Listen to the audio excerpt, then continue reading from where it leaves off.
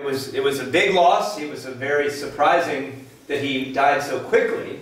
He knew he was unwell, but it happened very fast. So this has been a big year for us, trying to figure out, those of us who are his students, trying to figure out how one takes the ideas from a teacher and passes them on to the next generation of students. So again, the idea of clinical reasoning in Chinese medicine. My research is connected to the fact that he's no longer here. How do we honor his information without creating something dogmatic? You know, dogmatic is do you understand that word? Something that is not flexible. Because we don't want to just say, Dr. Wang did this, we must do that. What really Dr. Wang was teaching is a way of thinking, so you have flexibility in the clinic.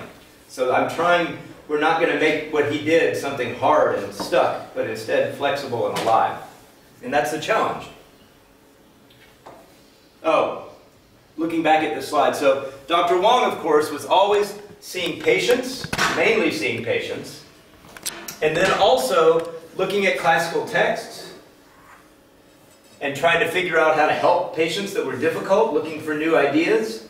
But this idea of teaching or reflection upon what you're thinking is really crucial to becoming better at getting good results, but also at teaching Chinese medicine. So what Dr. Wang would do is he would be seeing patients in the clinic, he would be reading classical texts, and then students would come, like me or other students, and we would say, what are you doing? Explain what you're doing. And the very act of having to think about, to stop and think about, to make explicit what he's doing, that began to shape his way of thinking. It actually changed his way of thinking. So many practitioners are not required to explain what they're doing.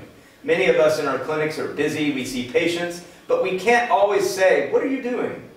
Because he had students asking him, it made him have to improve his thinking, actually. And he always would say, one of the last things Dr. Wang said to me, I was in Beijing last August, less than a year ago, with him.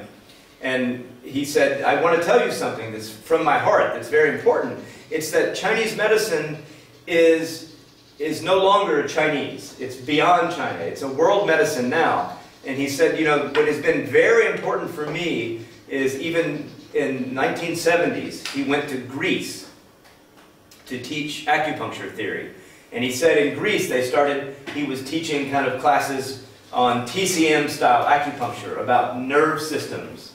And it was you know, right out of the book from China. He was reading the book, and the students were there. And then he came back the next day, he said, oh, I'm tired of this. We're going to talk about the Nanjing. And he started talking about the Nanjing, and the students were like, yes, this is what we want to learn about.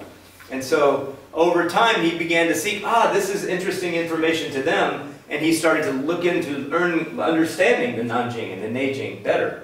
So this idea of circular learning is really important in clinical reasoning.